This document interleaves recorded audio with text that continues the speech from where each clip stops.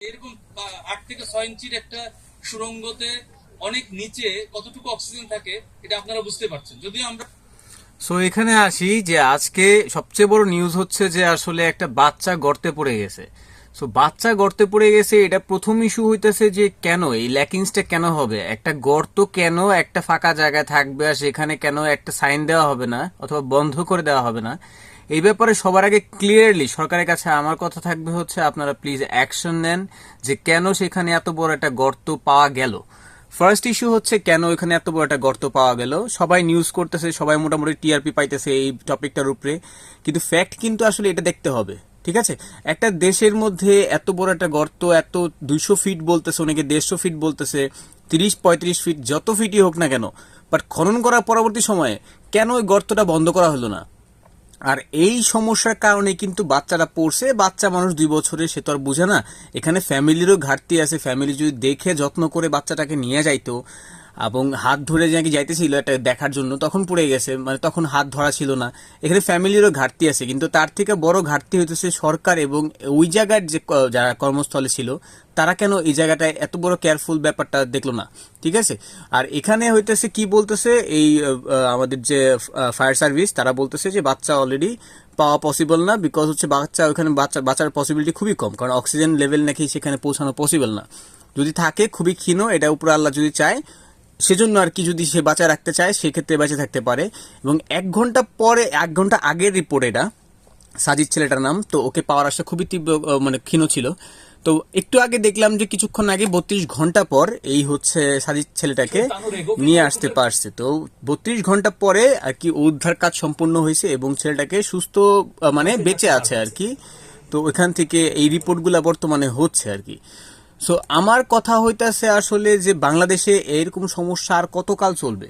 ঠিক আছে, প্রতিদিন প্রতিনিয়ত এরকম রেগুলার কত কাহিনী জমা হইতেছে। কদিন আগে একটা মেয়ে মাকে সহ মেরে ফেলছে একজন, বাসায় কাজ করে এমন। এই যে অবশেষে জানা গেল মা মেয়ের হত্যাকাণ্ড।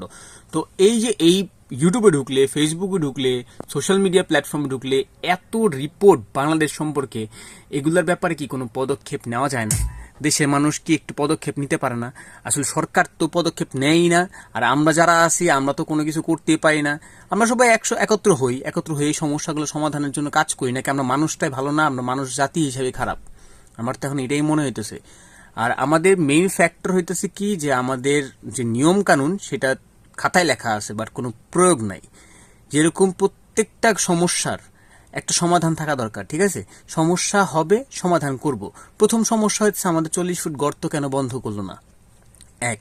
দ্বিতীয়ত হইতেছে আমাদের কেন সেই সরঞ্জাম নাই যেখানে একটা ঘটনা ঘটে গেলেই আমরা সেখান থেকে উদ্ধার পাবো।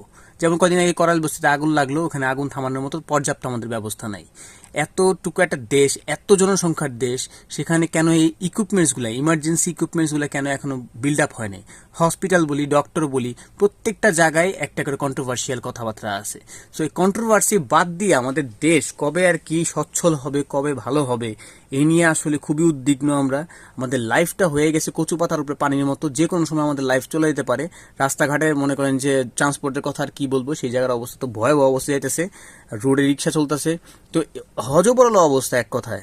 সো আপনার লাইফ সিকিউর, আপনি মানে দেশটা কেন, একটা দেশ কেন হয় সাধারণত, একটা দেশ সাধারণত হয় হচ্ছে আপনার লাইফটাকে সে সিকিউর করবে, আপনার বসবাস, আপনার সিকিউরিটির কথা বাদই দিলাম, সিকিউরিটির যে অবস্থা, প্রত্যেক দিনে রাতে 24 ঘন্টার মধ্যে ডাকাতি হইতেছে, চুরি হইতেছে, ছিনতাই হইতেছে, যা মন চায় তাই চলতেছে।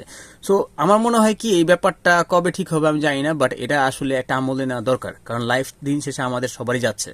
সো একটা করে লাইফ যাবে, 5টা করে লাইফ যাবে, 10 জন মানুষ মারা যাবে, তারপরে একটা করে সমাধান হবে। এভাবে করতে করতে এত বড় জনসংখ্যার দেশে দেখবেন অর্ধেক মানুষ মরেই গেছে সমাধান করতে করতে। সো আমার রিকোয়েস্ট থাকবে, সবাই সবার জায়গা থেকে একটু আওয়াজ তোলেন, সবাই মিলে দেশের এই সমস্যাগুলো একটু প্রতিবাদ করি আমরা, তাই না? প্রতিবাদ করলে আর কি মনে হয় যে আমরা সবাই মিলে একত্রভাবে যদি সরকারকে চাপ দিতে পারি এবং পরবর্তী সরকার যারা আসবে, নির্বাচন যদি হয়ে থাকে আর কি, তো এখানে কিন্তু আমাদের তাদেরকে ভূমিকা পালন করার জন্য জোর করতে হবে। যদিও জোর করার কথা ছিল না আমাদের, তারপর জোর করতে হবে। কেন? কারণ আমরা এরকম নোংরা একটা দেশে বর্তমানে বসবাস করতেছি। সো ভালো থাকবেন সবাই, সুস্থ থাকবেন, আর দোয়া করবেন দেশের জন্য, মানুষের জন্য, আমাদের জন্য।